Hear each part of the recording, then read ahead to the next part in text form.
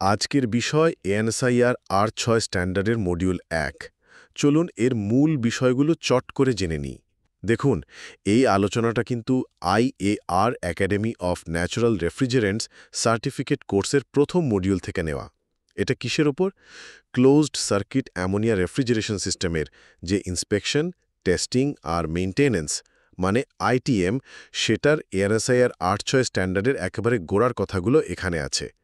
আপনার system safe রাখতে এটা জানা কিন্তু আসলেই খুব জরুরি, বুঝলেন? আচ্ছা, এই মডিউল থেকে ৩টা খুব গুরুত্বপূর্ণ বিষয় মনে রাখতে হবে। প্রথমত, এই স্ট্যান্ডার্ডটা আসলে কি করে? এটা অ্যামোনিয়া সিস্টেমের ITM-এর জন্য একদম বেসিক, মানে ন্যূনতম যে শর্তগুলো মানতে হবে সেগুলো ঠিক করে দেয়। আর এটা কিন্তু ইন্ডাস্ট্রির বিশেষজ্ঞরা সবাই মিলে তৈরি করেছেন। তবে হ্যাঁ, মনে রাখতে হবে এটা কিন্তু শুধু একটা শুরুর গাইডলাইন, কোনো কমপ্লিট টেকনিক্যাল বা রক্ষণাবেক্ষণ ম্যানুয়াল নয়। আপনার সিস্টেমের জন্য এর চেয়ে বেশি কিছু লাগতেই পারে। দ্বিতীয়ত, আসল দায়িত্বটা কার? দেখুন, সিস্টেমের মালিক বা তার ঠিক করা কোনো প্রতিনিধি কিন্তু এই এএনএসআইআর R6 স্ট্যান্ডার্ড মেনে ITM ঠিকঠাক চালানো, সব রেকর্ড রাখা আর যা যা ব্যবস্থা নেওয়ার দরকার সেগুলোর জন্য দায়ী থাকবেন। আর এটা মানা শুরু করতে হবে কখন? যখন আপনার এলাকার সরকারি কর্তৃপক্ষ এটা লাগু করবে অথবা মালিক নিজে যখন এটা গ্রহণ করবেন। এই দুটোর মধ্যে যেটা আগে ঘটবে তখন থেকেই। আর সবশেষে, এই স্ট্যান্ডার্ড কিন্তু একা নয়, এটা একটা বড় সেফটি ফ্রেমওয়ার্কের অংশ। এর সাথে OSHA মানে যারা কাজের জায়গায় নিরাপত্তা দেখে, আর EPA মানে পরিবেশ সুরক্ষা সংস্থা, এদের নিয়মকানুনও জড়িয়ে আছে। OSH চায় আপনার কাজের জায়গাটা যেন সুরক্ষিত থাকে, আর EPA চায় যাতে রাসায়নিক ঝুঁকিগুলো সামলে রাখা যায়। আর এই সব কিছুর পেছনে আছে RGGEP, মানে স্বীকৃত আর সাধারণভাবে সবাই মানে এমন ভালো ইঞ্জিনিয়ারিং প্র্যাকটিস। তো মোট কথা হলো, এই মডিউল আপনাকে এএনএসআইআর R6 স্ট্যান্ডার্ডের মূল লক্ষ্য, এর কাজের পরিধি আর জরুরি প্রশাসনিক বিষয়গুলো বুঝতে সাহায্য করবে, যা আপনার অ্যামোনিয়া সিস্টেম নিরাপদে চালানোর জন্য সত্যিই দরকারি। ঠিক। আর আমার মনে হয় যারা এই ধরনের সিস্টেম নিয়ে সরাসরি কাজ করেন হুম। বা ধরুন এর সেফটি মানে নিরাপত্তা আর কার্যকারিতা নিয়ে ভাবেন, তাদের জন্য আলোচনাটা খুব কাজের হবে। অবশ্যই, কারণ দিনের শেষে তো ব্যাপারটা শুধু নিয়ম মানা নয়। না না, বিলকুল নয়। কর্মীদের নিরাপত্তা, পরিবেশ রক্ষা, এগুলোর সাথেও তো সরাসরি জড়িত। আচ্ছা, এই স্লাইডগুলো তো একটা কোর্সের অংশ ছিল বললেন। সেই কোর্সটার মূল উদ্দেশ্য কি ছিল যদি একটু বলেন? হ্যাঁ, অবশ্যই। কোর্সের মেইন ফোকাস ছিল অংশগ্রহণকারীদের NSSIR 6 স্ট্যান্ডার্ড অনুযায়ী এই অ্যামোনিয়া সিস্টেমের ITM কার্যক্রম নিয়ে একটা পরিষ্কার ধারণা দেওয়া। আচ্ছা। এর মধ্যে ধরুন স্ট্যান্ডার্ডের কোন অংশটা বাধ্যতামূলক মানে নরম্যাটিভ, আর কোনটা শুধু তথ্যের জন্য মানে ইনফরমেটিভ, এই পার্থক্যটা বোঝা খুব জরুরি ছিল। হ্যাঁ, এটা গুরুত্বপূর্ণ। এছাড়াও অ্যানহাইড্রাস অ্যামোনিয়া মানে জল ছাড়া অ্যামোনিয়া, সেটার বৈশিষ্ট্য কি কি কি ঝুঁকি আছে এগুলো জানা, আর স্ট্যান্ডার্ডটার আসল উদ্দেশ্য, এর কাজের পরিধি, এগুলো ব্যাখ্যা করতে পারাও ছিল অন্যতম লক্ষ্য। বেশ, কোর্সের কাঠামোতে দেখলাম ভাগ করা ছিল। যেমন প্রথম মডিউলে ছিল ভূমিকা, সংজ্ঞা, রেফারেন্স, প্রশাসন, এইসব। হ্যাঁ, একদম বেসিক জিনিসগুলো। পরের মডিউলগুলোতে কি তাহলে ইকুইপমেন্ট বা যন্ত্রপাতি নিয়ে আলোচনা ছিল? হ্যাঁ হ্যাঁ, পরের মডিউলগুলোতে compressor, pump, condenser, evaporator, piping, safety system, এইসব বিভিন্ন পার্টসের ITM নিয়ে ডিটেলসে আলোচনা ছিল। ও আচ্ছা। সাথে আবার পরিশিষ্ট বা অ্যাপেন্ডিক্সের বিষয়গুলো ছিল, মানে ধরুন সেফটি চেকলিস্ট বা ওয়াটার কন্টামিনেশন মানে জল দূষণ নিয়ে তথ্য, এইসব। তার মানে পুরো স্ট্যান্ডার্ডটা ধাপে ধাপে কভার করার একটা চেষ্টা। একদম স্টেপ বাই স্টেপ বোঝার চেষ্টা। হ্যাঁ, বেশ ভালো।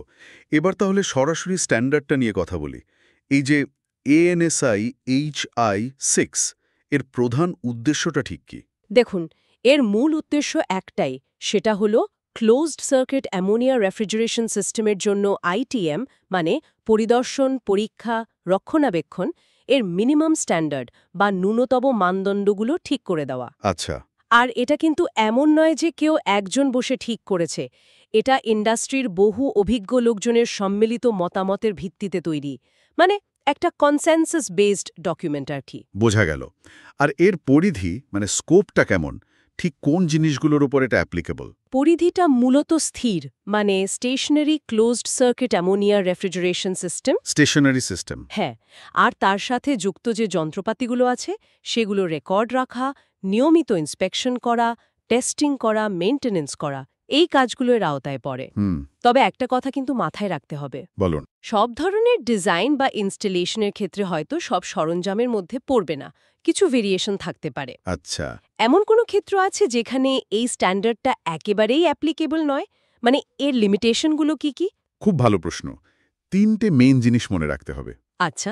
1 নম্বর, যখন একটা নতুন সিস্টেম চালু করা হয়, মানে স্টার্টআপ, হ্যাঁ, স্টার্টআপের সময়। তখন কিন্তু IAR 5 স্ট্যান্ডার্ড লাগে, IAR 6 নয়। ওকে, IAR 5 স্টার্টআপের জন্য। 2 নম্বর, হুম। যখন কোনো সিস্টেম একেবারে বন্ধ করে দেওয়া হয়, মানে ডিকমিশন করা হয়, ডিকমিশনিং। তখন IAR 8 স্ট্যান্ডার্ড ফলো করতে হয়। আচ্ছা। আর 3 নম্বর, খুব ছোট সিস্টেম, যেমন ধরুন অ্যাবজর্পশন বা অ্যাডসর্পশন সিস্টেম, যেগুলোতে 22 পাউন্ড বা 10 কেজির কম অ্যামোনিয়া থাকে, সেগুলোর ক্ষেত্রেও এই স্ট্যান্ডার্ডটা লাগে না। ইন্টারেস্টিং। স্লাইডে আরেকটা জিনিস দেখলাম, এই স্ট্যান্ডার্ডটা কি নয় সেটাও বলা আছে। এটা একটু বুঝিয়ে বলবেন, কারণ আমরা অনেক সময় ধরে নিই স্ট্যান্ডার্ড মানে এর মধ্যেই সব থাকবে। ঠিক বলেছেন, এই ধারণাটা পরিষ্কার হওয়া খুব দরকার। দেখুন, IAR 6 কিন্তু মেকানিক্যাল ইন্টিগ্রিটি বা এমআই এর জন্য একটা কমপ্লিট টেকনিক্যাল আইটিএম ম্যানুয়াল নয়। আচ্ছা, মানে এটা স্টেপ বাই স্টেপ গাইড না? না, একদমই না। এটা আপনাকে বলে দেবে না যে ঠিক কিভাবে প্রত্যেকটা কাজ করতে হবে। ধরুন, প্রিভেন্টিভ মেইনটেনেন্স বা PM শিডিউল কি হবে, কর্মীদের কি ট্রেনিং দিতে হবে, বা অডিট প্রোগ্রাম কেমন হবে, এর ডিটেলস কিন্তু এখানে নেই। ও। এমনকি আইটিএম কাজ করার সময় কি কি সেফটি প্রিকশন নিতে হবে তারও কিন্তু পুরো লিস্ট এখানে পাওয়া যাবে না। তাহলে প্রশ্ন আসে, এর আসল উপযোগিতাটা কোথায়, যদি এটা একটা সম্পূর্ণ ম্যানুয়াল না হয়? এর মেইন ইউটিলিটি বা উপযোগিতা হলো এটা একটা মেকানিক্যাল ইন্টিগ্রিটি বা এমআই প্রোগ্রামের অংশ হিসেবে ব্যবহার করার জন্য তৈরি। আচ্ছা। এটাকে ইন্ডাস্ট্রিতে বলা হয় স্বীকৃত এবং সাধারণভাবে গৃহীত ভালো প্রকৌশল অনুশীলন, মানে recognised and generally accepted good engineering practices বা র্যাগেজেপ। র্যাগেজেপ, হ্যাঁ। সহজ কথায় এটা ফলো করলে বোঝা যায় যে আপনি ইন্ডাস্ট্রির স্বীকৃত একটা ভালো পদ্ধতি মেনে চলছেন। মানে এটা একটা বেঞ্চমার্কের মতো। অনেকটা তাই। আর এটা খুব কাজের জিনিস যখন আপনি আপনার কারখানার বর্তমান আইটিএম প্র্যাকটিসগুলো দেখছেন, কোনো গ্যাপ আছে কিনা, বিশেষ করে মিনিমাম সেফটি রিকোয়ারমেন্টসগুলো পূরণ হচ্ছে কিনা সেটা যাচাই করার জন্য, মানে গ্যাপ অ্যানালাইসিস করার জন্য এটা খুব উপযোগী। বোঝা গেল। এবার একটু ডকুমেন্টের স্ট্রাকচার নিয়ে কথা বলি। এটা কিভাবে সাজানো, আর ওই যে নরমেটিভ আর ইনফরমেটিভ কন্টেন্টের কথা বলছিলেন, সেটার পার্থক্যটা কি? হ্যাঁ, ANSI NMS SR 6/2019 স্ট্যান্ডার্ডটা বেশ অর্গানাইজড। শুরুতে কিছু নোট আছে, ভূমিকা বা ফরওয়ার্ড আছে, সূচিপত্র বা কন্টেন্টস আছে। হুম। তারপর মেইন অংশটা 3টে পার্টে ভাগ করা। পার্ট 1, অধ্যায় 1 থেকে 4 হচ্ছে সাধারণ বিষয়, মানে জেনারেল। পার্ট 2, অধ্যায় 5 থেকে 15 হচ্ছে মূল প্রোগ্রামের রিকোয়ারমেন্টস। আর পার্ট 3 হল পরিশিষ্ট বা অ্যাপেন্ডিক্স, A থেকে F পর্যন্ত। আচ্ছা। আর নরমেটিভ বনাম ইনফরমেটিভ? হ্যাঁ, এটা খুব গুরুত্বপূর্ণ পার্থক্য। নরমেটিভ অংশগুলো হচ্ছে ম্যান্ডেটরি বা বাধ্যতামূলক। স্ট্যান্ডার্ডটা কমপ্লাই করতে হলে এগুলো আপনাকে করতেই হবে। করতেই হবে। হ্যাঁ, এই সেকশনগুলোতে সাধারণত শ্যাল শব্দটা ব্যবহার করা হয়, মানে করতে হবে। পার্ট 1 আর পার্ট 2 হল নরমেটিভ। ওকে। আর অন্যদিকে ইনফরমেটিভ অংশগুলো হল বর্ণনামূলক, মানে এগুলো অতিরিক্ত তথ্য দেয়, ব্যাখ্যা দেয়, সুপারিশ বা উদাহরণ দিতে পারে। কিন্তু বাধ্যতামূলক নয়। না, এগুলা মানা বাধ্যতামূলক নয়। এখানে সাধারণত শুড, করা উচিত, বা মে, করা যেতে পারে, এই ধরনের শব্দ থাকে। ভূমিকা, সূচি আর পরিশিষ্টগুলো A থেকে F হচ্ছে ইনফরমেটিভ। একটা সাংঘাতিক ঝাঁঝালো গন্ধ আছে যা সহজেই টের পাওয়া যায়। হ্যাঁ, গন্ধটা চেনা যায়। স্বাভাবিক অবস্থায় এটা বাতাসের চেয়ে হালকা, তবে এর ঘনত্ব বাড়লে এটা কিন্তু বেশ বিপজ্জনক হতে পারে, এমনকি কস্টিক বা ক্ষয়কারীও হতে পারে। এর আর কি গুরুত্বপূর্ণ বৈশিষ্ট্য মনে রাখা দরকার? কয়েকটা জিনিস খুব ইম্পর্ট্যান্ট, যেমন সাধারণ অ্যাটমসফেরিক প্রেসারে এটা -28 ডিগ্রি ফ্যারেনহাইট বা -33.3 ডিগ্রি সেলসিয়াসে ফোটে। -33.3 ডিগ্রি সেলসিয়াস। হ্যাঁ, তার মানে সাধারণ তাপমাত্রায় এটা গ্যাস। তাই তরল অবস্থায় রাখতে হলে হয় প্রেসার দিতে হবে, নয়তো খুব ঠান্ডা রাখতে হবে। আচ্ছা। এর অটো ইগনিশন টেম্পারেচার মানে নিজে নিজে জ্বলে ওঠার তাপমাত্রাটা বেশ হাই, প্রায় 1204 ডিগ্রি ফ্যারেনহাইট বা 551 ডিগ্রি সেলসিয়াস। তুলনামূলকভাবে এটা কিন্তু বেশ সেফ। হুম। তবে আমার মতে সবচেয়ে জরুরি বৈশিষ্ট্য হল অ্যামোনিয়া সাংঘাতিকভাবে হাইগ্রোস্কোপিক। হাইগ্রোস্কোপিক মানে? এর জলের প্রতি মারাত্মক আকর্ষণ, সাংঘাতিক টান। এই কারণে এটা আমাদের শরীরে যেখানে যেখানে জলীয় ভাব বেশি, মানে চোখ, নাক, মুখ, গলা, ভেজা চামড়া, সেদিকে ছুটে যায় এবং টিস্যুর ক্ষতি করে। ওহ, এটা তো বেশ ভয়ের কথা। হ্যাঁ, ইসিলিয়ে সুরক্ষা নেওয়াটা খুব জরুরি। আরেকটা জিনিস, ওই যে বাতাসে ছড়িয়ে পড়ার কথা বললেন, হ্যাঁ, সাদা মেঘের মতো হয়। ঠিক। যখন জল ছাড়া অ্যামোনিয়া বাতাসে মেশে, এটা আশপাশের বাতাস থেকে জলীয় বাষ্প শুষে নেয়। এর ফলে একটা ঘন সাদা মেঘ তৈরি হয়। ঠান্ডা আবহাওয়ায় এটা মাটির কাছাকাছি ভাসতে পারে। এই মেঘটা কি বিপজ্জনক? খুবই বিপজ্জনক। দেখতে নিরীহ লাগলেও এটা আসলে ঘনীভূত অ্যামোনিয়া। এর ভেতরে ঢোকা বা এর কাছাকাছি যাওয়া একেবারেই উচিত নয়। বাতাসে এর বিভিন্ন ঘনত্বের প্রভাবগুলো কেমন? স্লাইডে কিছু পিপিএম লেভেলের কথা উল্লেখ ছিল। হ্যাঁ, পিপিএম মানে পার্টস পার মিলিয়ন। বাতাসে অ্যামোনিয়ার ঘনত্ব বোঝাতে এটা ব্যবহার হয়। কত পিপিএমে কি হয়? দেখুন, ১ থেকে ৫ পিপিএম হলেই এর গন্ধ পাওয়া যায়, মানে খুব কম কনসেন্ট্রেশনেই ডিটেক্ট করা যায়। আচ্ছা। ২৫ পিপিএম হল ACGIH এর থ্রেশহোল্ড লিমিট ভ্যালু, TLV, মানে ৮ ঘন্টা কাজের দিনে সর্বোচ্চ এই পরিমাণ এক্সপোজার অ্যালাউড। ওএসের সীমাটা একটু বেশি, ৫০ পিপিএম, PEL। হ্যাঁ। ১০০ পিপিএম হলে সেই জায়গায় থাকাটা বেশ আনকমফোর্টেবল হয়ে যায়। আর ৩০০ পিপিএম ঘনত্ব এতটাই তীব্র যে মানুষ সেখানে বেশিক্ষণ টিকতেই পারে না, জায়গা ছেড়ে পালাতে বাধ্য হয়। আর এর চেয়ে বেশি হলে? এর চেয়ে বেশি ঘনত্ব, বিশেষ করে যদি এক্সপোজার বেশিক্ষণ ধরে হয়, তাহলে মারাত্মক স্বাস্থ্য সমস্যা, এমনকি মৃত্যু পর্যন্ত হতে পারে। আর এর দাহ্যতা, এটা কি খুব সহজে জ্বলে? না, অত সহজে নয়। এর দাহ্যতার সীমাটা বেশ উঁচুতে। বাতাসে প্রায় ১৬% থেকে ২৫% ঘনত্ব থাকতে হবে, মানে ১৬,০০০ থেকে ২৫০,০০০ পিপিএম। তার মানে সাধারণত লিক হলে আগুন লাগার ঝুঁকি তুলনামূলকভাবে কম, যদি না খুব বেশি পরিমাণে লিক হয় আর ইগনিশন সোর্স থাকে। বোঝা গেল। আচ্ছা, যে কোনো স্ট্যান্ডার্ড বুঝতে গেলে তার সংজ্ঞাগুলো জানাটা খুব জরুরি। স্লাইডে তো অনেক সংজ্ঞা ছিল। কয়েকটা মূল সংজ্ঞা নিয়ে যদি একটু বলেন, যেমন ITM, এটা তো বারবার আসছে। ঠিক, আইটিএম তো হলো ইন্সপেকশন, পরিদর্শন, টেস্টিং, পরীক্ষা, আর মেইনটেনেন্স, রক্ষণাবেক্ষণের সংক্ষিপ্ত রূপ। হ্যাঁ। সহজ কথায় যদি বলি, পরিদর্শন বা ইন্সপেকশন মানে হলো যন্ত্রপাতি বা সিস্টেম ঠিক আছে কিনা সেটা দেখাশোনা করা। নিজের ইন্দ্রিয় দিয়ে, মানে চোখ, কান, নাক স্পর্শ দিয়ে বা সাধারণ যন্ত্রপাতির সাহায্যে খতিয়ে দেখা। আচ্ছা।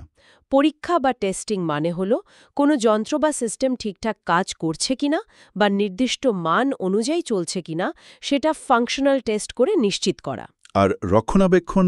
রক্ষণাবেক্ষণ বা মেইনটেনেন্স মানে হলো যন্ত্রপাতি বা সিস্টেমকে ঠিকঠাক চালু রাখা, দরকার হলে মেরামত করা বা এর কার্যকারিতা বজায় রাখার জন্য যা যা কাজ করা হয় সেই সব।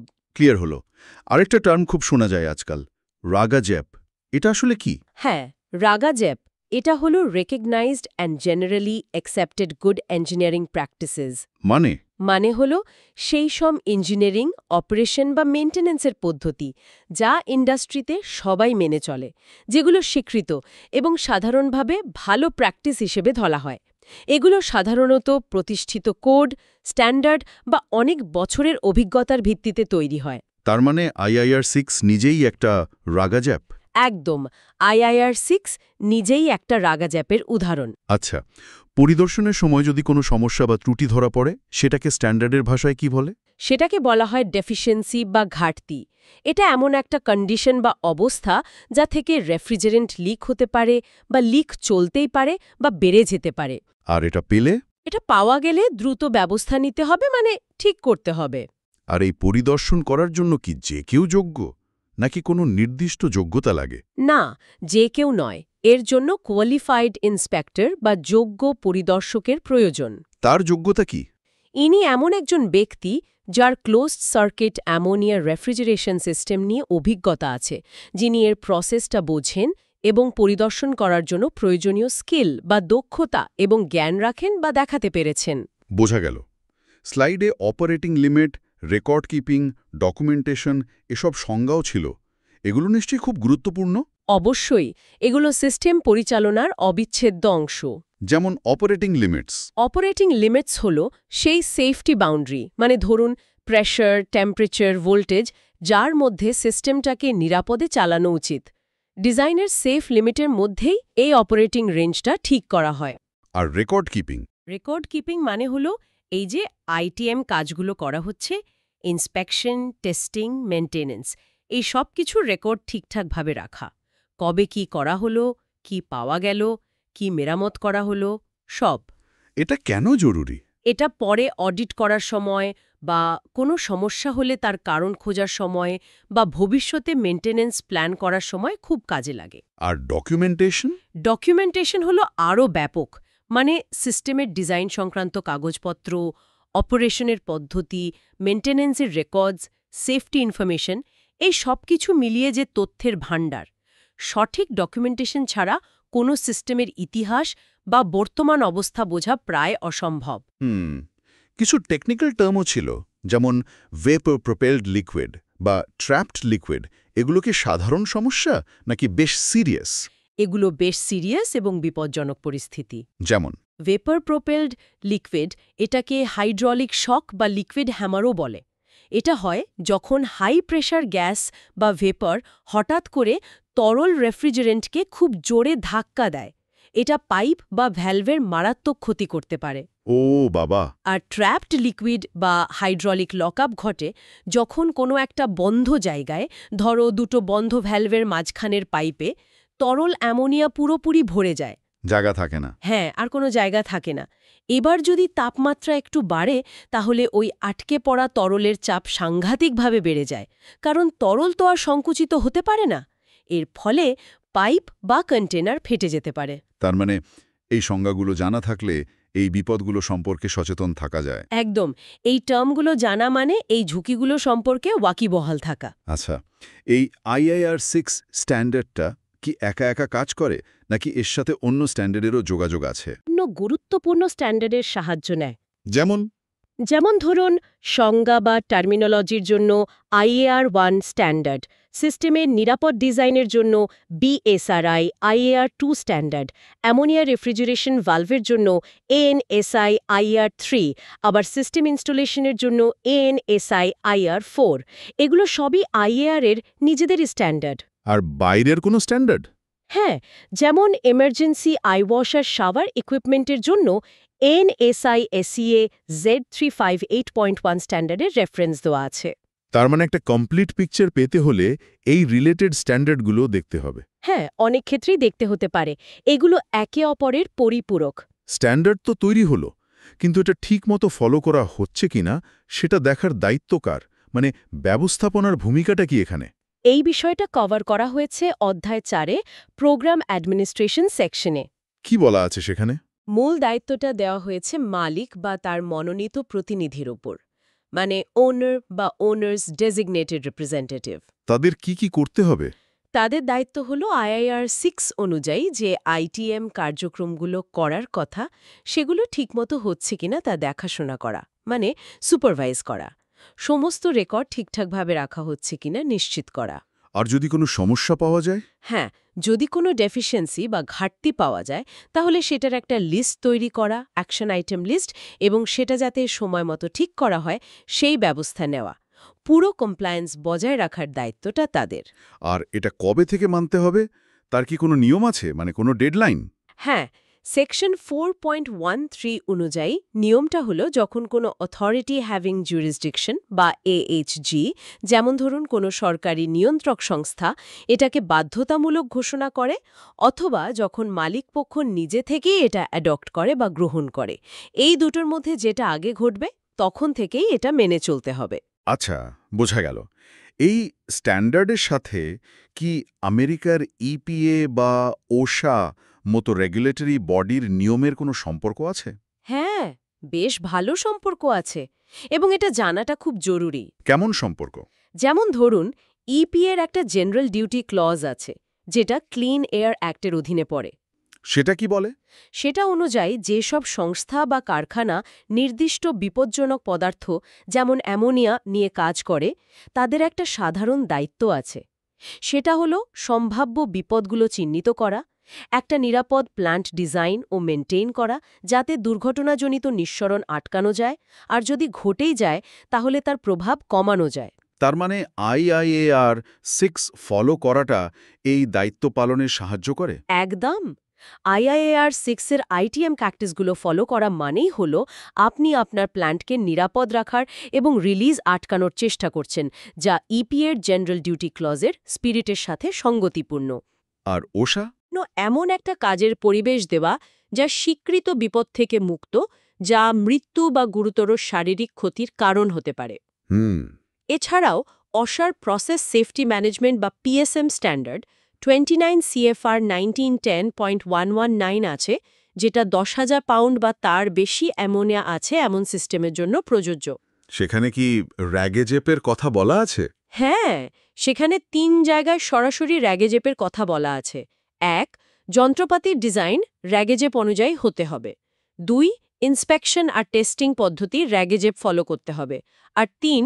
ইন্সপেকশন ও টেস্টিং কত ঘন ঘন করতে হবে সেটাও র্যাগেজেপ এবং ম্যানুফ্যাকচারের সুপারিশ অনুযায়ী হতে হবে। তার মানে IIAR 6 মানাটা ওশা কমপ্লায়েন্সের জন্য জরুরি। খুবই জরুরি, কারণ IIAR 6 নিজেই একটা র্যাগেজেপ, তাই এটা ফলো করলে আপনি অসার এই রিকোয়ারমেন্টগুলো পূরণ করতে পারবেন। পরিশিষ্ট বা অ্যাপেন্ডিক্স ফিলোয়ার কথা বললেন যে ইনফরমেটিভ, মানে বাধ্যতামূলক নয়। তাহলে এগুলোর গুরুত্ব কি? এগুলো কি শুধু এক্সট্রা রিডিং? না, শুধু এক্সট্রা রিডিং নয়, এগুলো বাধ্যতামূলক না হলেও খুবই কাজের এবং দরকারি তথ্য দেয়। একটা উদাহরণ দেবেন? হ্যাঁ, যেমন ধরুন পরিশিষ্ট এ, এটা উপকরণ আর প্রতিস্থাপন যন্ত্রাংশ ম্যাটেরিয়ালস অ্যান্ড রিপ্লেসমেন্ট পার্টস নিয়ে কথা বলে। সেকশন 5.1.4 এর সাপোর্টিং ইনফরমেশন। কি বলা আছে ওখানে? ওখানে বলা আছে যে মেনটেনেন্সের জন্য যে ম্যাটেরিয়াল বা পার্টস ব্যবহার করা হবে সেগুলো যেন সিস্টেমের অ্যাপ্লিকেশনের জন্য উপযুক্ত হয়, মানে ভুল জিনিস লাগানো চলবে না। ঠিক। আর একটা ভালো পয়েন্ট আছে, যেসব পার্টস বা ইকুইপমেন্ট পেতে অনেক সময় লাগে, লং লিড টাইম আইটেমস, সেগুলোর জন্য ফ্যাসিলিটিতে অতিরিক্ত স্টক রাখা যেতে পারে, যাতে দরকারের সময় পাওয়া যায় আর সিস্টেম বন্ধ রাখতে না হয়। এটা তো খুব প্র্যাকটিক্যাল পরামর্শ। হ্যাঁ, এরকম অনেক প্র্যাকটিক্যাল টিপস, চেকলিস্ট বা উদাহরণ এই পরিশিষ্টগুলোতে পাওয়া যায়, তাই এগুলো মনোযোগ দিয়ে দেখা উচিত। একদম। আচ্ছা, সবশেষে একটা প্রশ্ন। এই ANSIR 6 স্ট্যান্ডার্ডটা কি একদম নতুন, নাকি এটা পুরনো কোনো গাইডলাইন বা বুলেটিনের জায়গায় এসেছে? হ্যাঁ, এটা পুরনো কিছু IAR বুলেটিনকে রিপ্লেস বা প্রতিস্থাপন করার জন্যই তৈরি করা হয়েছে। কোনগুলো? যেমন আগে IAR এর কিছু বুলেটিন ছিল, বুলেটিন নম্বর 108 ওয়াটার কন্টামিনেশন নিয়ে, বুলেটিন 109 মিনিমাম সেফটি রিকোয়ারমেন্ট নিয়ে, বুলেটিন 110 স্টার্টআপ ইন্সপেকশন মেনটেন্যান্স নিয়ে, আর বুলেটিন 116 অ্যাবনর্মাল প্রেশার বা শক থেকে কম্পোনেন্ট ফেলিয়ার এড়ানো নিয়ে। ও, অনেকগুলো। হ্যাঁ, এই বুলেটিনগুলোর বিষয়বস্তু এখন আপডেট করে এবং আরও গুছিয়ে ANSI IR 6 স্ট্যান্ডার্ডের মধ্যে নিয়ে আসা হয়েছে। তাই এখন এই বিষয়গুলোর জন্য ANSI IR 6ই হলো প্রধান রেফারেন্স। তার মানে এই একটা স্ট্যান্ডার্ড ফলো করলেই ওই পুরনো বুলেটিনগুলোর মূল বিষয়গুলো কভার হয়ে যায়? হ্যাঁ, মূলত তাই। এটা এখন আরও কম্প্রিহেন্সিভ এবং স্ট্যান্ডার্ডাইজড একটা ডকুমেন্ট। তাহলে আজকের আলোচনা থেকে আমরা ANSI SAR 6 স্ট্যান্ডার্ডের একটা বেশ পরিষ্কার চিত্র পেলাম। ক্লোজড সার্কিট অ্যামোনিয়া রেফ্রিজারেশন সিস্টেমের নিরাপদ পরিচালনা আর রক্ষণাবেক্ষণের জন্য এটা যে কতটা জরুরি তা নিয়ে কোনো সন্দেহই নেই। একদম। আমার মনে হয় মূল টেকঅ্যাওয়ে বা সারমর্ম হল এই স্ট্যান্ডার্ডের উদ্দেশ্য আর পরিধিটা বোঝা। নরমেটিভ মানে বাধ্যতামূলক, আর ইনফরমেটিভ মানে তথ্যমূলক অংশের পার্থক্যটা জানা। অ্যামোনিয়ার বৈশিষ্ট্য আর ঝুঁকিগুলোর সম্পর্কে সবসময় সচেতন থাকা। স্ট্যান্ডার্ডের যে মূল সংজ্ঞাগুলো আছে সেগুলো ঠিকমতো বোঝা আর প্রশাসনিক দায়িত্বগুলো ঠিকভাবে পালন করা। ঠিক। আর এর সাথে যে ইপিএ, ওশা এর মতো রেগুলেটরি রিকোয়ারমেন্টের সম্পর্ক আছে সেটাও মাথায় রাখা দরকার। অবশ্যই, সেটা ভুললে চলবে না। আসলে এটা তো শুধু একটা নিয়ম মেনে চলার ব্যাপার নয়, না, একেবারেই না। এটা কর্মীদের নিরাপত্তা, পরিবেশ রক্ষা, এমনকি প্ল্যান্টের এফিসিয়েন্সি আর যন্ত্রপাতির লাইফ বাড়ানোর জন্য একটা গুরুত্বপূর্ণ হাতিয়ার। ঠিক বলেছেন। একটা ভালো আইটিএম প্রোগ্রাম থাকলে অনেক অনাকাঙ্ক্ষিত ঘটনা বা ব্রেকডাউন এড়ানো সম্ভব। একদম। আমরা দেখলাম গাইডটাতে বিভিন্ন সংজ্ঞা, স্ট্যান্ডার্ডের কাঠামো, যেমন ধরুন নরমেটিভ আর ইনফরমেটিভ কন্টেন্টের কি পার্থক্য, এগুলো বেশ ব্যাখ্যা করার চেষ্টা করা হয়েছে। হ্যাঁ, মানে সংজ্ঞা বা স্ট্যান্ডার্ডের কাঠামোটা বোঝা তো জরুরি, সেটা নিয়ে সন্দেহ নেই। কিন্তু যেভাবে শুরুটা করা হয়েছে গাইডটায়, আমার মনে হচ্ছে তত্ত্ব আর সংজ্ঞার ওপর একটু বেশি জোর দেয়া হয়েছে। এখানে আমার প্রথম কথাটা বলার, মানে উপস্থাপনার বিন্যাসটা তত্ত্ব আর সংজ্ঞার দিকে এতটাই ঝুঁকে আছে যে এর যে ব্যবহারিক প্রয়োগ, সেই দিকটা মানে যথেষ্ট গুরুত্ব পায়নি মনে হচ্ছে। ও আচ্ছা, আপনি বলতে চাইছেন যে তথ্যের উপস্থাপনাটা একটু একপেশে, মানে শুধু সংজ্ঞা দেওয়া হচ্ছে বা তথ্য বলা হচ্ছে, কিন্তু ফিল্ডে ওটা ঠিক কিভাবে কাজে লাগবে সেটা পরিষ্কার হচ্ছে না। ঠিক তাই, একদম। দেখুন, এই অংশটাতে প্রচুর টেক্সট, অনেক লম্বা লম্বা সংজ্ঞা। এবার ভাবুন, যারা মূলত হাতে কলমে কাজ করেন, মানে ফিল্ড টেকনিশিয়ান বা ইঞ্জিনিয়ার, তাদের জন্য এটা বেশ মানে একঘেয়ে লাগতে পারে, হয়তো একটু কঠিনও মনে হতে পারে। কারণটা হলো তথ্যের সঙ্গে বাস্তব কাজের যে যোগসূত্রটা, সেটা তৈরি করা বেশ কঠিন হয়ে যাচ্ছে। যেমন ধরুন অ্যামোনিয়ার নানান বৈশিষ্ট্য বা বা ধরুন ইরোশন করোশনের সংজ্ঞা, এটা হয়তো মুখস্থ করে ফেললেন কেউ, কিন্তু একটা চালু প্ল্যান্টে গিয়ে পাইপের গায়ে সেই ক্ষয়টা চাক্ষুষ দেখে চেনা বা অ্যামোনিয়ার একটা নির্দিষ্ট ঘনত্বের প্রভাব, ধরুন ৩০০ ppm, সেটা বাস্তবে উপলব্ধি করা, সে তো একদম অন্য স্কিলের ব্যাপার। শুধু মুখস্থবিদ্যা দিয়ে এখানে খুব একটা লাভ হয় না, বরং কনফিউশন তৈরি হতে পারে। ফলে গাইডটা পড়ার পরেও একজন ব্যবহারকারী হয়তো ফিল্ডে গিয়ে একটু দ্বিধায় পড়বেন যে আচ্ছা, আমি যা শিখলাম সেটা এখানে কিভাবে অ্যাপ্লাই করব। এটা খুব গুরুত্বপূর্ণ একটা পয়েন্ট তুললেন। তাহলে এই যে তাত্ত্বিক তথ্য, এর সাথে বাস্তবতার সংযোগ ঘটানোর জন্য কি করা যেতে পারে? মানে সংজ্ঞা তো আর বাদ দেওয়া যায় না। না না, অবশ্যই না। সংজ্ঞার তো প্রয়োজন আছেই, কিন্তু সেগুলোকে একটু জীবন্ত করে তুলতে হবে আর কি। আমার যেটা পরামর্শ, সেটা হলো এই তথ্যের সাথে প্রচুর মানে বাস্তব উদাহরণ যোগ করা। ছোট ছোট কেস স্টাডি হতে পারে, প্রাসঙ্গিক ছবি বা ধরুন সিস্টেমের ডায়াগ্রাম, এগুলো যোগ করা উচিত। এতে বিষয়গুলো অনেক বেশি প্রাসঙ্গিক লাগবে, আকর্ষণীয়ও হবে, আর ব্যবহারকারীরা তাদের যে জ্ঞানটা হলো সেটাকে প্রতিদিনকার কাজের সাথে মেলাতে পারবেন। এটা শুধু শেখা নয়, শেখাটাকে কাজে লাগানোর একটা ট্রেনিং হয়ে যাবে। কয়েকটা উদাহরণ দিই, হয়তো পরিষ্কার হবে। যেমন প্রত্যেকটা সংজ্ঞার পরে সেই সংজ্ঞাটা একটা সাধারণ আইটিএম পরিস্থিতিতে কিভাবে কাজে লাগছে তার একটা ছোট বাস্তবসম্মত উদাহরণ দিন। ধরুন ক্রেভিস করোশন, মানে খাজ খোঁজের ক্ষয় নিয়ে আলোচনা হচ্ছে। সংজ্ঞার ঠিক পরেই হয়তো 2 বা 3টে ছবি দিলেন, পাইপের ফ্ল্যাঞ্জ কানেকশনে গ্যাসকেটের নিচে এটা কেমন দেখতে লাগে, বা নাট বোল্টের ফাঁকে কিভাবে এই ক্ষয়টা শুরু হয়। আর ছবির নিচে ছোট্ট ক্যাপশনে লেখা থাকল যে পরিদর্শনে ঠিক কোন লক্ষণগুলো খুঁজতে হবে, মানে ধরুন মরিচার দাগ বা ফুলে ওঠা পেইন্ট বা একটু ভেজা ভাব আছে কিনা।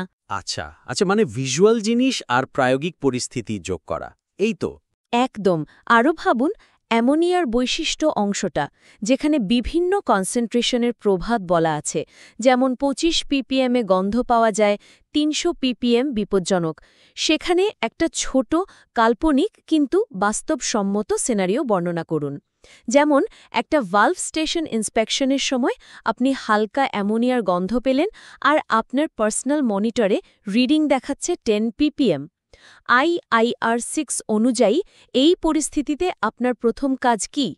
এবার যদি গন্ধটা তীব্র হয় আর মনিটরে রিডিং 300 ppm ছাড়িয়ে যায়, তখন আপনার আর আপনার সহকর্মীদের জীবন বাঁচাতে তৎক্ষণাৎ কি স্টেপ নিতে হবে, কোন লেভেলের পিপিই লাগবে? এই ধরনের প্রশ্ন ব্যবহারকারীকে ভাবাবে। একইভাবে হাইড্রলিক শক বা ট্র্যাপড লিকুইডের মতো জটিল আর বিপজ্জনক বিষয়গুলো শুধু সংজ্ঞা দিয়ে না ছেড়ে সিস্টেমের একটা সিম্পল ডায়াগ্রাম ব্যবহার করে দেখানো যেতে পারে ঠিক কোন জায়গায় কেন আর কোন পরিস্থিতিতে লিকুইড আটকা পড়তে পারে আর তার ফল কি হতে পারে। যেমন ধরুন একটা ভুল ভালভ অপারেশনের জন্য সাকশন লাইনে কিভাবে লিকুইড স্ল্যাগিং বা হাইড্রোলিক শক তৈরি হতে পারে সেটা ডায়াগ্রামে অ্যারো দিয়ে দেখিয়ে দিলেন।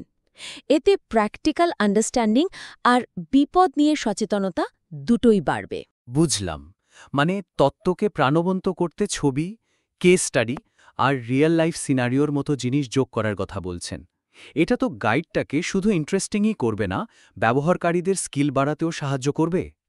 আচ্ছা, গাইডটাতে তো দেখলাম ইপিএ আর ওশা এর যে জেনারেল ডিউটি ক্লজ আছে বা র্যাগেজ, মানে recognised and generally accepted good engineering practices, এই ধরনের জরুরি রেগুলেটরি ব্যাপারগুলো আছে। কমপ্লায়েন্সের জন্য এগুলো তো খুবই দরকারি। হ্যাঁ, নিঃসন্দেহে জরুরি। কিন্তু দেখুন, এখানেও আমার দ্বিতীয় পর্যবেক্ষণটা চলে আসছে, যেটা আবার প্রথমটার সাথেই বেশ সম্পর্কিত। রেগুলেটরি কনটেক্সট আর র্যাগেজ আপের আলোচনাটা মানে তাত্ত্বিকভাবে ঠিক আছে, কিন্তু রোজকার যে আইটিএমের কাজ তার সাথে এগুলোর সরাসরি সম্পর্কটা আরও একটু স্পষ্ট করা দরকার। ও, এখানেও কি তাহলে একই সমস্যা? মানে তত্ত্ব আছে কিন্তু প্রয়োগের দিকটা একটু কমজোরি। হ্যাঁ, অনেকটা সেরকমই। দুর্বলতাটা হলো গাইডটাতে ইপিএ বা ওশা জেনারেল ডিউটি ক্লজ বা র্যাগেজেপ কি সেটা বলা হয়েছে, ঠিক আছে, কিন্তু একজন ফিল্ড টেকনিশিয়ান বা ধরুন একজন প্ল্যান্ট সুপারভাইজার তার যে প্রতিদিনের কাজ, মানে একটা পাম্প পরীক্ষা করা বা লগবুক লেখা বা হয়তো কোনো পার্টস বদলানোর ডিসিশন নেওয়া, সেই সময়ে এই নিয়মগুলো ঠিক কিভাবে প্রভাব ফেলছে বা কিভাবে প্রয়োগ করতে হবে সেটা কিন্তু খুব পরিষ্কার করে দেখানো হয়নি।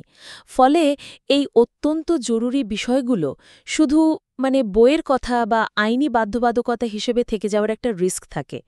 মনে হতে পারে এগুলো শুধু ম্যানেজমেন্ট বা ইঞ্জিনিয়ারিং ডিপার্টমেন্টের ব্যাপার, কিন্তু আসল ব্যাপারটা হলো এই নিয়মগুলো সরাসরি ফিল্ড লেভেলের কাজের সেফটি আর এনভায়রনমেন্ট রক্ষার সঙ্গে জড়িত। এগুলোকে শুধু কাগজে কলমে রাখলে তো সত্যিকারের সেফটি কালচার তৈরি হবে না, তাই না? একদম ঠিক। তাহলে উপায় কি? কিভাবে এই রেগুলেটরি বিষয়গুলোকে মাঠ পর্যায়ের কাজের সাথে আরও সরাসরি লিঙ্ক করা যায়? আমার পরামর্শ হলো এই রেগুলেশন আর প্র্যাকটিসগুলো কিভাবে এক একটা নির্দিষ্ট আইটিএম টাস্কের সঙ্গে ওতপ্রোতভাবে জড়িত সেটাকে বাস্তবসম্মত উদাহরণ দিয়ে ব্যাখ্যা করতে হবে। শুধু নিয়মটা বলে থেমে গেলে চলবে না, দেখাতে হবে যে নিয়মটা মানলে কি সুবিধা বা না মানলে কি বিপদ হতে পারে। কয়েকটা উদাহরণ দিই। যেমন ধরুন আরএজিপি নিয়ে যখন বলছেন তখন শুধু সংজ্ঞাটা না দিয়ে IIAR 6 স্ট্যান্ডার্ডের একটা নির্দিষ্ট আইটিএম ফ্রিকোয়েন্সি, ধরা যাক প্রেশার ভেসেলের ইন্টারনাল বা এক্সটার্নাল ইন্সপেকশনের টাইমলাইন বা এনডিটির যে 5 বা 10 বছরের নিয়ম আছে, এটা কেন একটা আরএজিপি হিসেবে ধরা হয় তার পেছনের ইঞ্জিনিয়ারিং যুক্তি বা সেফটি কারণটা ছোট করে বলুন যে এই সময়সীমাগুলো অনেক বছরের অপারেটিং এক্সপিরিয়েন্স, মেটেরিয়াল সায়েন্স আর রিস্ক অ্যানালিসিসের উপর ভিত্তি করে তৈরি। এগুলো না মানলে ভেসেল ফেলিয়ারের মতো মারাত্মক দুর্ঘটনা ঘটতে পারে। অর্থাৎ শুধু এটা করতে হবে না বলে কেন করতে হবে আর না করলে কি হতে পারে এই দিকগুলো তুলে ধরতে হবে। ঠিক। আবার ধরুন ওশা জেনারেল ডিউটি ক্লজের কথা বলছেন। বলুন যে এই ক্লজের আওতায় একজন মালিক বা ম্যানেজারকে কিভাবে নিশ্চিত করতে হয় যে আইটিএম কর্মীরা শুধু ঠিকঠাক ট্রেনিংই পাচ্ছে না, তাদের কাজের জন্য প্রয়োজনীয় সঠিক সরঞ্জাম, সেফটি গিয়ারও পাচ্ছে। একটা বাস্তব উদাহরণ হতে পারে অ্যামোনিয়া সিস্টেমে কাজ করার সময় সঠিক রেসপিরেটর পরা আর সেটা নিয়মিত ফিট টেস্টিং করানো কেন এই ক্লজের পার্ট, অথবা লিক ডিটেকশন যন্ত্রের নিয়মিত ক্যালিব্রেশন কেন শুধু একটা ভালো প্র্যাকটিস নয়, এটা একটা লিগ্যাল রিকোয়ারমেন্টও হতে পারে কিছু ক্ষেত্রে। একইভাবে ইপিএ জেনারেল ডিউটি ক্লজের ক্ষেত্রে একটা ছোট উদাহরণ দিন। যেমন একটা প্ল্যান্ট তাদের প্রসেস হ্যাজার্ড অ্যানালিসিস বা পিএইচএ করে বুঝতে পারল যে একটা নির্দিষ্ট পাইপিং সেকশনের কোরোশন রেট বেশি, তাই সেটার থিকনেস টেস্টিং বা পুরুত্ব পরীক্ষা করার ফ্রিকোয়েন্সি স্ট্যান্ডার্ডে যা বলা আছে তার থেকেও ঘন ঘন করতে হবে। কেন? যাতে পরিবেশে অ্যামোনিয়া লিক হওয়ার ঝুঁকিটা কমানো যায়। যে এগুলো শুধু ওপর থেকে চাপিয়ে দেওয়ার নিয়ম নয়, বরং তাদের নিজেদের আর পরিবেশের সুরক্ষার জন্যই এগুলো জরুরি। চমৎকার বলেছেন। নিয়মগুলোকে রোজকার কাজের অংশ হিসেবে তুলে ধরতে পারলে সেগুলোর প্রতি কর্মীদের শ্রদ্ধাবোধ আর মানার প্রবণতা দুটোই বাড়বে। আচ্ছা, এবার একটু গাইডের শেষের দিকে আসি। দেখলাম যে জ্ঞান যাচাই করার জন্য কিছু কুইজ আর প্রবন্ধ টাইপের প্রশ্ন রাখা হয়েছে। যেমন প্রশ্ন আছে ডেফিসিয়েন্সি বা ত্রুটির সংজ্ঞা কী, অথবা কোয়ালিফাইড ইন্সপেক্টর বা যোগ্য পরিদর্শক কাকে বলে। এগুলো তো নিশ্চয়ই ব্যবহারকারীদের কতটা শিখল সেটা বুঝতে সাহায্য করে। হ্যাঁ, মানে মূল্যায়ন অংশে থাকা এই প্রশ্নগুলো অবশ্যই কিছুটা জ্ঞান যাচাই করে, অস্বীকার করার উপায় নেই। কিন্তু এখানে আমার তৃতীয় এবং শেষ পর্যবেক্ষণটা আসছে। মূল্যায়ন অংশে যে কুইজ বা প্রবন্ধের প্রশ্নগুলো আছে সেগুলো মূলত জ্ঞান যাচাই করলেও বাস্তব পরিস্থিতিতে সমস্যা সমাধান করা বা সিদ্ধান্ত নেওয়ার যে দক্ষতা, সেটা যাচাই করার সুযোগ খুব সীমিত রেখেছে। ওহ, মানে প্রশ্নগুলো একটু বেশি স্মৃতিনির্ভর, মুখস্থ বিদ্যার উপর জোর দিচ্ছে, কিন্তু বিশ্লেষণ বা প্রয়োগের উপর নয়। একদম তাই। দুর্বলতাটা হলো এখনকার প্রশ্নগুলো মূলত তথ্য মনে রাখা, মানে রিকল করা বা তত্ত্বটা কতটা বুঝেছে তার উপর বেশি নির্ভরশীল। যেমন ধরুন, IIR-6 স্ট্যান্ডার্ডের মূল উদ্দেশ্য কী, বা অ্যামোনিয়ার কেমিক্যাল ফর্মুলা কী, কিংবা হয়তো কোনো একটা ক্লজের নম্বর কত, এই টাইপের প্রশ্ন। এগুলো দিয়ে হয়তো পরীক্ষায় পাশ করা যাবে, কিন্তু একজন টেকনিশিয়ান ফিল্ডে গিয়ে এই ইনফরমেশনগুলো সরাসরি অ্যাপ্লাই করে তো কোনো সমস্যার সমাধান করতে পারবেন না। IIR-6 স্ট্যান্ডার্ডের আসল উদ্দেশ্য তো হল অ্যামোনিয়া প্ল্যান্টের নিরাপদ আর কার্যকরী আইটিএম নিশ্চিত করা। আর তার জন্য কি দরকার? দরকার হলো প্রায়োগিক বিচারবুদ্ধি, মানে প্র্যাকটিক্যাল জাজমেন্ট, ক্রিটিক্যাল থিঙ্কিং বা বিশ্লেষণ করার ক্ষমতা, আর সবচেয়ে জরুরি হল চাপের মুখে পড়েও সঠিক সিদ্ধান্ত নেওয়ার ক্ষমতা। এখনকার প্রশ্নগুলো এই স্কিলগুলো যাচাই করতে প্রায় পুরোপুরি ব্যর্থ হচ্ছে বলা যায়। এটা কিন্তু একটা খুবই জরুরি দিক তুলে ধরলেন, কারণ দিনের শেষে তো এই গাইডটা পড়ার উদ্দেশ্য হলো প্ল্যান্টে গিয়ে নিরাপদে আর ঠিকঠাক কাজ করতে পারা। তাহলে এই মূল্যায়ন পদ্ধতিটাকে কিভাবে আরও এফেক্টিভ করা যায়, যাতে শুধু মুখস্থবিদ্যা নয়, আসল দক্ষতাও মাপা যায়? আমার যেটা পরামর্শ সেটা হলো, এই মূল্যায়ন পদ্ধতিতে অবশ্যই কিছু সিনারিও বেসড প্রশ্ন বা ছোট ছোট কেস স্টাডি যোগ করতে হবে, মাস্ট। এই ধরনের প্রশ্ন ব্যবহারকারীদের স্ট্যান্ডার্ড থেকে পাওয়া যে জ্ঞান, সেটাকে বাস্তব বা কাছাকাছি বাস্তব পরিস্থিতিতে প্রয়োগ করতে উৎসাহ দেবে।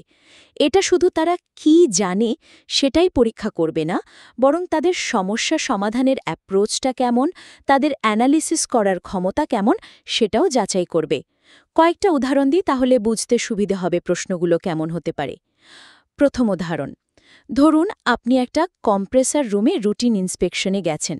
সেখানে একটা অ্যামোনিয়া পাম্পের কাছ থেকে বেশ অস্বাভাবিক শব্দ আর অতিরিক্ত ভাইব্রেশন আপনার চোখে পড়ল। পাম্পের ডিসচার্জ প্রেশারও নর্মালের চেয়ে একটু কম দেখাচ্ছে। IIR-6 স্ট্যান্ডার্ড আর ভালো মেইনটেনেন্স প্র্যাকটিস অনুযায়ী আপনার তাৎক্ষণিক পদক্ষেপ কী হওয়া উচিত? আপনি কি সাথে সাথে পাম্প বন্ধ করে দেবেন, নাকি আগে সুপারভাইজারকে জানাবেন? পরে কি কি জিনিস পরীক্ষা করতে হবে, আর লগবুকে কি কি নোট করতে হবে এবং কেন? এই প্রশ্নটার উত্তর দিতে গেলে ব্যবহারকারীকে শুধু সংজ্ঞা জানলেই চলবে না, তাকে স্ট্যান্ডার্ডের প্রাসঙ্গিক সেকশন, যেমন ভাইব্রেশন লিমিট, অপারেটিং লগ আর সেফটি প্রোটোকল, এগুলো সব মাথায় রেখে সিদ্ধান্ত নিতে হবে। দ্বিতীয় উদাহরণ, একটা কন্ডেন্সারের ডেইলি লগবুক দেখে বোঝা যাচ্ছে যে গত এক সপ্তাহ ধরে সেটার কন্ডেন্সিং টেম্পারেচার আর ডিসচার্জ প্রেশার দুটোই ধীরে ধীরে বাড়ছে, অথচ বাইরের তাপমাত্রা মোটামুটি একই আছে। ANSI IAR-6 অনুযায়ী এটা কী ধরনের সিচুয়েশন ইন্ডিকেট করে? এর সম্ভাব্য কারণ কি কি হতে পারে, যেমন নন কন্ডেন্সেবল গ্যাস জমেছে, ফাউলিং হয়েছে, নাকি ফ্যানের সমস্যা? এর সমাধান বা মূল্যায়নের জন্য কী ধরনের আইটিএম অ্যাক্টিভিটি নেওয়া উচিত? কোন কোন স্ট্যান্ডার্ড সেকশন এখানে প্রাসঙ্গিক? এই পরিস্থিতিটা কি একটা ডেফিসিয়েন্সি বা ত্রুটি হিসেবে ধরা হবে, আর কেন? এই প্রশ্নটা ব্যবহারকারীকে ডেটা অ্যানালিসিস করতে এবং একাধিক পসিবল কারণ নিয়ে ভাবতে বাধ্য করবে। ঠিক। তৃতীয় উদাহরণ, যেটা হয়তো প্রবন্ধ প্রশ্নের চেয়ে একটু বেশি অ্যানালিটিক্যাল। ফ্রিকোয়েন্সির সংজ্ঞায় আমরা দেখেছি বিভিন্ন সময়কাল আছে, daily, weekly, monthly, annually, biannually ইত্যাদি। এবার ধরুন আপনার প্ল্যান্টে একটা নির্দিষ্ট প্রেশার ভেসেলের জন্য ম্যানুফ্যাকচারারের রেকমেন্ডেশন হলো প্রতি 5 বছর অন্তর ইন্টারনাল ইন্সপেকশন করা। কিন্তু আপনার প্ল্যান্টের অপারেটিং কন্ডিশন বেশ হার্শ আর আগের ইন্সপেকশনে কিছু ক্ষয়ও দেখা গিয়েছিল। র্যাগে গ্যাপ আর IIAR-6 মূলনীতি অনুযায়ী আপনি কি শুধু ম্যানুফ্যাকচারারের রেকমেন্ডেশন মেনেই চলবেন নাকি ফ্রিকোয়েন্সিটা চেঞ্জ করার কথা ভাববেন? যদি ভাবেন তবে আপনার সিদ্ধান্তের পেছনে কি কি যুক্তি বা প্রমাণ থাকা উচিত আর এই পরিবর্তনটা কিভাবে ডকুমেন্ট করবেন? এই ধরনের প্রশ্ন ব্যবহারকারীদের স্ট্যান্ডার্ডের নিয়মকে বাস্তব পরিস্থিতির নিরিখে বিচার করতে শেখাবে। বাহ, এই সিনারিও ভিত্তিক প্রশ্নগুলো কিন্তু সত্যি অনেক বেশি কাজের মনে হচ্ছে। এগুলো ব্যবহারকারীরা শুধু কি শিখেছে তা নয়, বরং কিভাবে আর কেন শিখেছে সেটাও যাচাই করতে দারুণ সাহায্য করবে। এতে আমার মনে হয় তারা ফিল্ডে গিয়ে অনেক বেশি কনফিডেন্সের সাথে কাজ করতে পারবে। ঠিক তাই, আসল লক্ষ্য তো এটাই, ব্যবহারকারীদের শুধু ইনফরমেশন দেওয়া নয়, তাদের মধ্যে নিরাপদে কাজ করার জন্য প্রয়োজনীয় দক্ষতা আর বিচারবুদ্ধি তৈরি করা। আমার মনে হয় এই পরিবর্তনগুলো গাইডটিকে একটা নিছক পড়ার বই থেকে একটা সত্যিকারের ট্রেনিং রিসোর্সে উন্নীত করতে পারে। খুবই মূল্যবান কিছু পর্যবেক্ষণ আর পরামর্শ উঠে এলো আজকের এই আলোচনায়। তাহলে ANCR-6 স্টাডি গাইডটার উন্নতির জন্য যে মূল পয়েন্টগুলো আমরা পেলাম, সেগুলোকে যদি দর্শকদের জন্য আরেকবার ছোট করে বলি, প্রথমত সংজ্ঞা আর তত্ত্বের সাথে অনেক বেশি করে বাস্তব উদাহরণ, প্রাসঙ্গিক ছবি বা সিস্টেম ডায়াগ্রাম আর ছোট ছোট কেস স্টাডি যোগ করতে হবে। এতে ব্যবহারিক সংযোগটা অনেক জোরালো হবে, মানে তত্ত্ব আর মাঠ পর্যায়ের কাজের মধ্যে যে গ্যাপটা থাকে সেটা কমে আসবে, আর ব্যবহারকারীরা বিষয়গুলো সহজে আত্মস্থ করতে পারবে। একদম। দ্বিতীয়ত, EPA, OSHA আর র্যাগেজেপের মতো যে খুব জরুরি রেগুলেটরি বিষয়গুলো আছে, সেগুলোকে শুধু থিওরি হিসেবে না রেখে সেগুলোকে রোজকার ITM কাজের সাথে আরও পরিষ্কারভাবে লিঙ্ক করতে হবে। দেখাতে হবে কিভাবে এই নিয়মগুলো নির্দিষ্ট টাস্ক, লগিং, ডকুমেন্টেশন বা ডিসিশন মেকিংয়ের সাথে সরাসরি জড়িত। বাস্তব উদাহরণ দিয়ে বোঝাতে হবে কেন এগুলো মানা জরুরি আর এর প্র্যাকটিক্যাল গুরুত্বটা কী। আর তৃতীয়ত, মূল্যায়ন পদ্ধতিতে একটা বড় সড় পরিবর্তন আনা দরকার। শুধু তথ্য বা তত্ত্ব যাচাইয়ের প্রশ্ন কমিয়ে তার বদলে সিনারিও ভিত্তিক প্রশ্ন, সমস্যা সমাধানের কেস স্টাডি এগুলো যোগ করতে হবে। এই প্রশ্নগুলো ব্যবহারকারীদের প্রায়োগিক জ্ঞান, সমস্যা সমাধানের দক্ষতা আর সবচেয়ে জরুরি ক্রিটিক্যাল থিঙ্কিং বা বিশ্লেষণ করার ক্ষমতা যাচাই করার সুযোগ তৈরি করবে, যা তাদের ফিল্ডে সেফলি আর এফেক্টিভলি কাজ করার জন্য তৈরি করবে। ঠিক বলেছেন। আমার দৃঢ় বিশ্বাস এই 3টে প্রধান দিকে যদি নজর দেওয়া যায় তাহলে স্টাডি গাইডটা ব্যবহারকারীদের জন্য, বিশেষ করে যারা সরাসরি প্ল্যান্টে কাজ করেন, তাদের জন্য অনেক বেশি কার্যকর আর অপরিহার্য একটা সম্পদে পরিণত হবে। এটা শুধু পাশ করার জন্য পড়া নয়, বরং কাজ শেখার আর নিরাপদ থাকার একটা মাধ্যম হয়ে উঠবে। আজকের আলোচনা আমরা এখানেই শেষ করছি, তবে শ্রোতাদের জন্য একটা প্রশ্ন বা চিন্তার খোরাক রেখে যেতে চাই। হ্যাঁ, নিশ্চয়ই। এই যে এত বিস্তারিত একটা টেকনিক্যাল স্ট্যান্ডার্ড ANSI ISR 16, বাস্তবে বিশেষ করে ছোট বা মাঝারি শিল্প প্রতিষ্ঠানগুলোর পক্ষে এটা পুরোপুরি ফলো করা, মানে অক্ষরে অক্ষরে মেনে চলা, কতটা চ্যালেঞ্জিং হতে পারে? আর সেই চ্যালেঞ্জগুলো মোকাবেলা করার জন্য আধুনিক প্রযুক্তি, যেমন ধরুন উন্নত মনিটরিং সিস্টেম বা আরও ভালো প্রশিক্ষণ, এগুলোর ভূমিকা ঠিক কী হতে পারে, এটা নিয়ে আপনারা ভেবে দেখতে পারেন।